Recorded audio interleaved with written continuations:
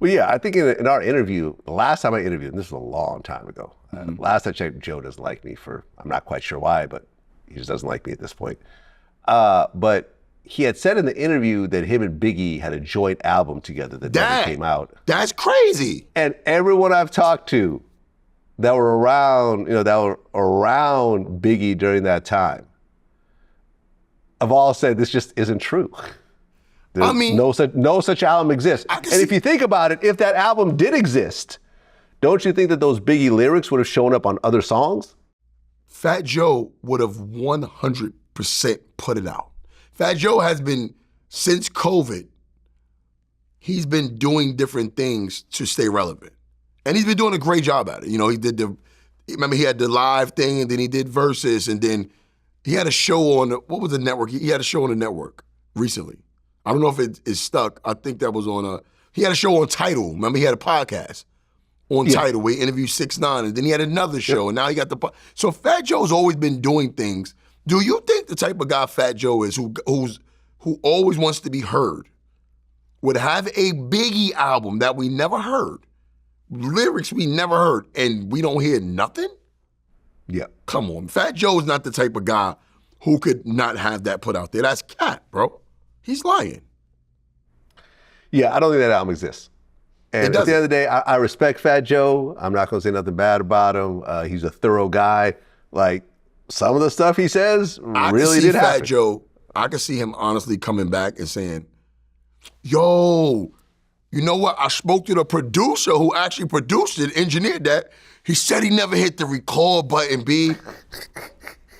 So we did the album, he just never hit record. Yo, I'm gonna call him. We were there a whole week. He ain't pick up the phone. 38 songs. Yo, we did, and every time he was pressing the wrong button. This guy never hit record? I can see him saying some shit like that, bro. Well, at one point, didn't Fat Joe say that he was a 5%er? Come on, man. It doesn't stop with this guy.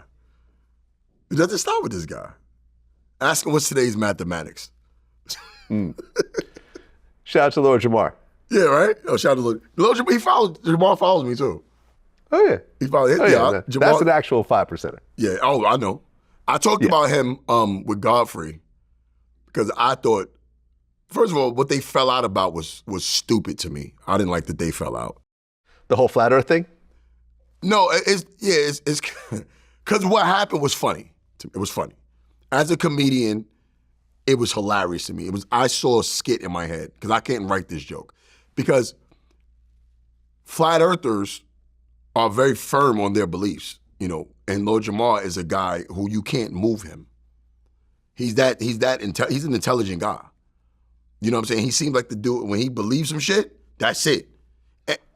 Yeah, man, listen, when I did my first interview with him again recently, I brought up the flat earth thing and he was not budging. He stand on it. But in that interview, he got destroyed, bro. Well, I mean, because he's dealing with an actual scientist that actually understands, like if you throw out something, like if you throw out sort of like, well, what about a tennis ball and water? We don't deal this in theories guy here, can buddy. actually answer and break it down. And that's the problem with a lot of people. And that's the thing. Like, so when I debate with him, I sort of get stuck at certain times, right? Right. But when you're talking about a scientist, then, you know, you approach it a little bit differently. But the thing about it is, I'm very careful on who I debate about certain things because I need to know I have extensive knowledge about it to even have the conversation. And he didn't have the answers. And then he switched to violence. And that shit was hilarious to me, bro. That's what I talked about with Godfrey. And I said, damn, y'all fell out about that because I saw the interview when he got annihilated by the scientists, and then he went to violence with the white dude. And I'm like, damn, come on, Jamal, don't do that, bro. Just take the L.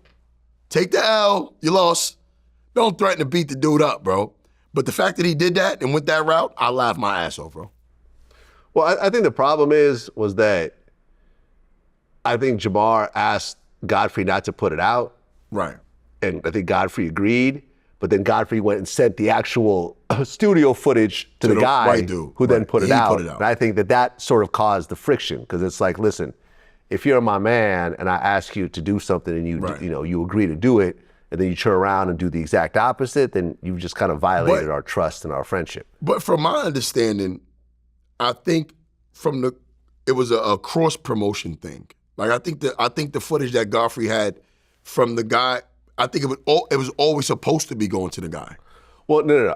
The guy had his own footage, which was more the FaceTime footage, but the actual studio footage, Godfrey actually sent to the guy, which is the way Jamar explained it to me. But that never got out, problem. Though. No?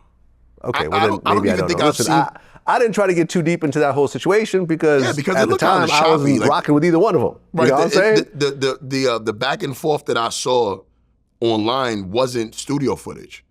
It looked like a FaceTime thing. It was choppy. It wasn't in the studio. No, I saw studio footage where you saw all of them sitting down. No, yeah, maybe. I definitely saw that. Maybe.